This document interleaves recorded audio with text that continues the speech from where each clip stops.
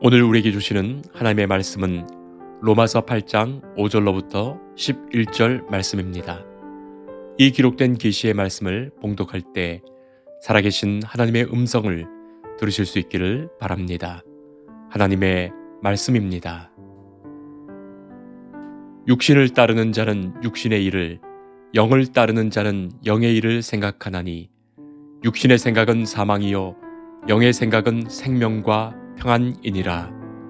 육신의 생각은 하나님과 원수가 되나니 이는 하나님의 법에 굴복하지 아니할 뿐 아니라 할 수도 없음이라. 육신에 있는 자들은 하나님을 기쁘시게 할 수 없느니라. 만일 너희 속에 하나님의 영이 거하시면 너희가 육신에 있지 아니하고 영에 있나니 누구든지 그리스도의 영이 없으면 그리스도의 사람이 아니라. 또 그리스도께서 너희 안에 계시면 몸은 죄로 말미암아 죽은 것이나 영은 의로 말미암아 살아있는 것이니라. 예수를 죽은 자 가운데서 살리신 이의 영이 너희 안에 거하시면 그리스도 예수를 죽은 자 가운데서 살리신 이가 너희 안에 거하시는 그의 영으로 말미암아 너희 죽을 몸도 살리시리라. 아멘. 성도 여러분, 한 주간 평안하셨습니까? 우리 주의 사랑과 은혜를 전합니다. 로마 군대의 한 부대가 내란을 평정하려고 행군하고 있었습니다.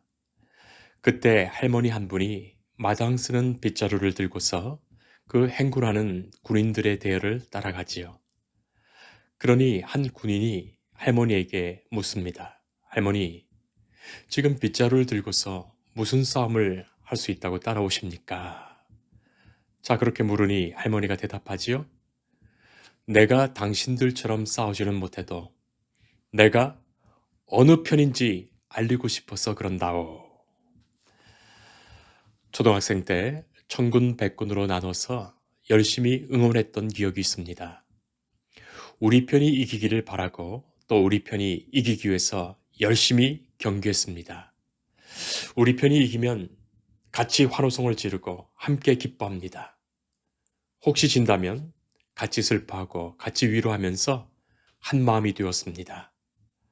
사람에게는 그렇게 소속이 생기고 소속감이 생깁니다. 몇 년 전에 보았던 마블의 영화 캡틴 아메리카 시빌 워, 그런 영화가 있었습니다. 마블의 슈퍼 히어로들이 두 팀으로 갈라지지요. 그래서 전투를 벌입니다. 자, 그러니 그 영화 시리즈를 좋아하는 사람들이 안 볼 사람이 어디 있었겠습니까? 한때 친구였고 동료였던 이들이 대의를 위해 대결하는 그 장면 속에서 감정을 담아 긴장감을 일으키며 대결했던 그런 영화입니다. 우리 안에도 흔히 있을 수 있는 상황이 겹쳐졌지요. 자유냐 통제냐.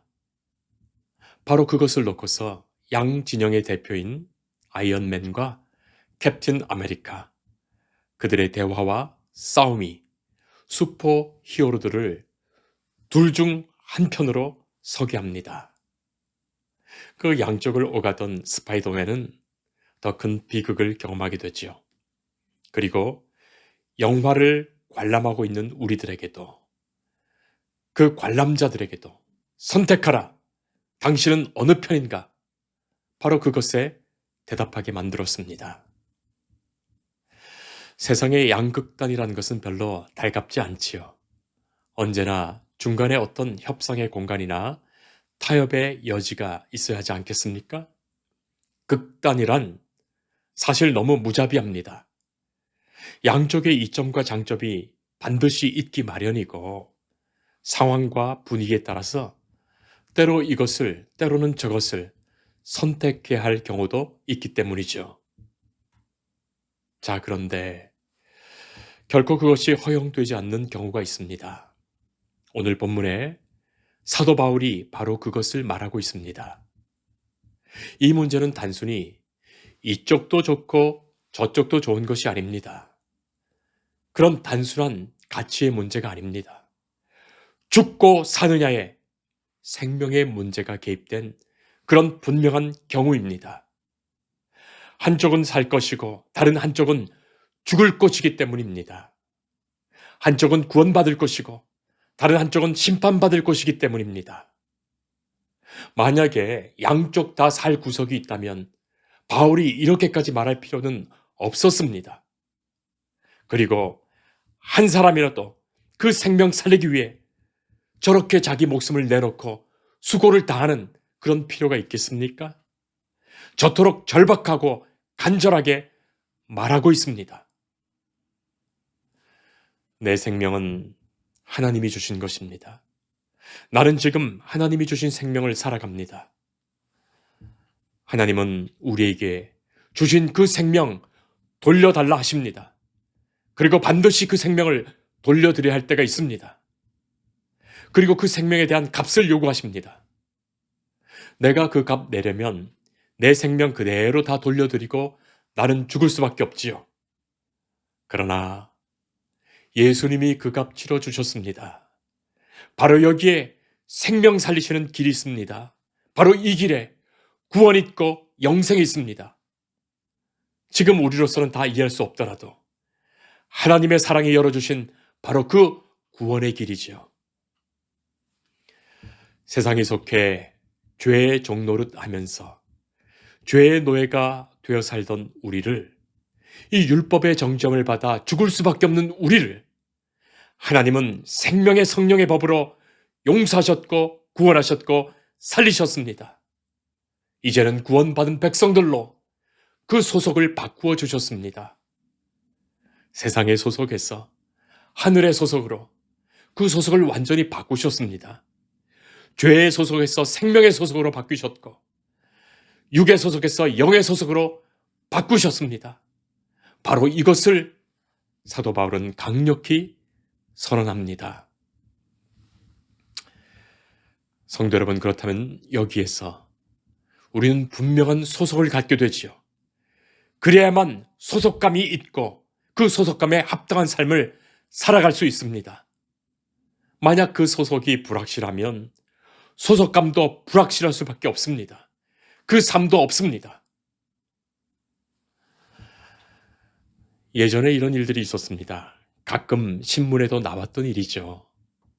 서울의 명문대학 학생인 줄 알았는데 알고 보니까 그 대학 학생이 아니에요.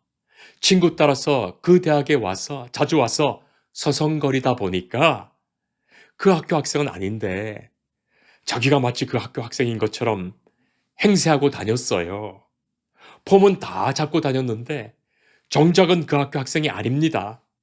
공부하는 척 책도 들고 다녔습니다. 그런데 소속이 있어야 공부하지 않겠습니까? 책을 들고 다녔지만 공부할 것도 없고 그럴 자격도 없는 것이죠. 무늬만 그 대학 학생인 거예요. 나중에 들키고 나서야 망신당하는 겁니다.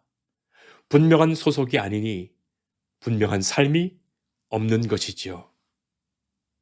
하나님께서는 우리를 구원하셨습니다. 예수를 바라보고 예수를 믿어 영접하면 이제 우리의 소속이 육체가 아닌 영의, 세상이 아닌 하나님 나라에 속해 있다고 말씀하십니다. 그 소속을 분명히 깨달아 알면 더는 육체를 위하여, 세상을 위하여 사는 사람이 아니지요. 이제는 성령의 것을 원하며 저 하나님 나라에 합당한 하나님의 기쁨 되는 삶을 살아가는 것입니다. 5절 말씀에 육신을 따르는 자는 육신의 일을, 영을 따르는 자는 영의 일을 생각한다. 그렇습니다. 그가 어디에 속해 있는지를 통하여 무엇을 따르고 추구하는지가 결정되지요. 그가 어떤 사람으로 사는지, 어떤 목적을 가지고 사는지, 어떤 행복을 누리는지가 결정됩니다. 사랑하는 성도 여러분, 여러분들은 어떻습니까? 여러분들은 어디에 속해 있습니까? 정말 하나님께 속해 있습니까? 세상과 하나님 사이의 그 경계선 어디에서 왔다 갔다 하는 것은 아닙니까? 어떨 때는 세상에 속했다가 또 어떨 때는 하나님께 속해서 결국 동물 편에도 새 편에도 서지 못했던 그 박쥐처럼 인생을 사는 것은 아닙니까? 사람에 따라서 그가 무엇을 추구하며 사는가 세 가지로 구분해 볼 수가 있겠습니다. 첫째는 본능 추구형 인간입니다. 이 사람은 모든 것을 그 본능적, 생리적 욕구를 해결하려는 그 목적으로 사는 사람이에요. 본능적으로 원하는 것을 추구하며 살아갑니다.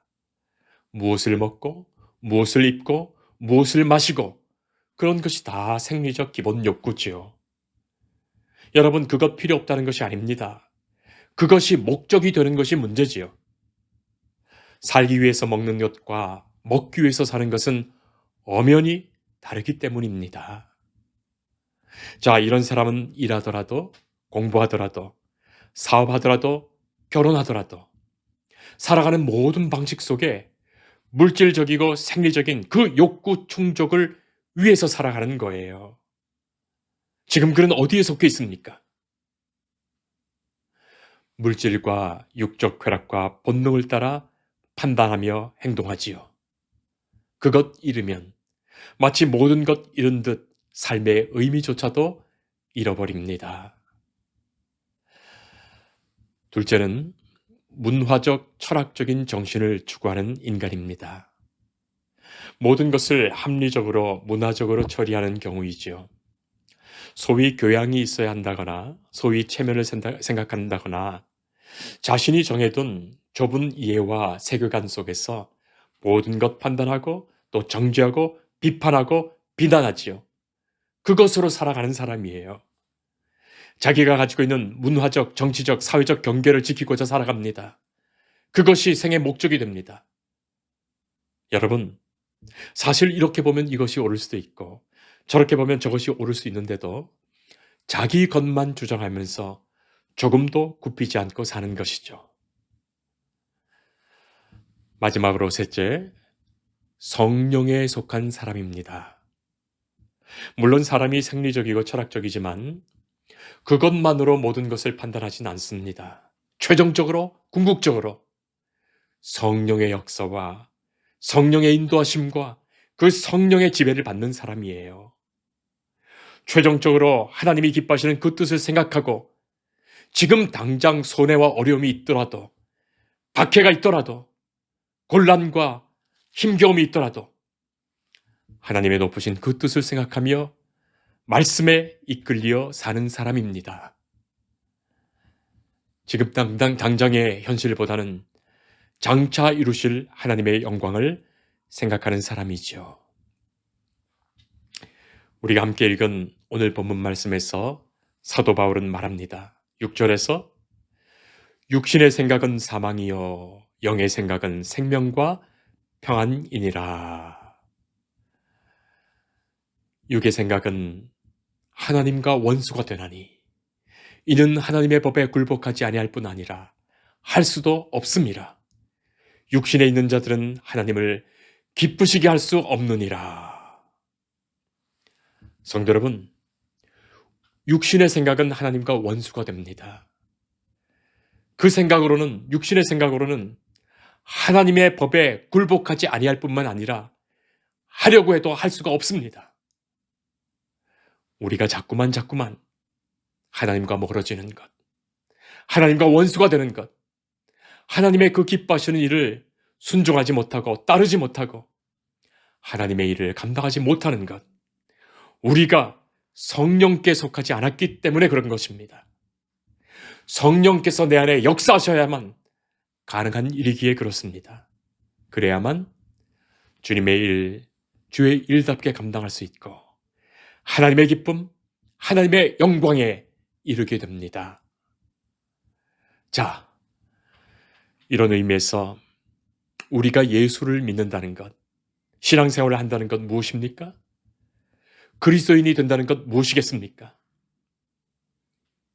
영에 속하여, 성령께 속하여 그리스도의 사람 되는 것입니다.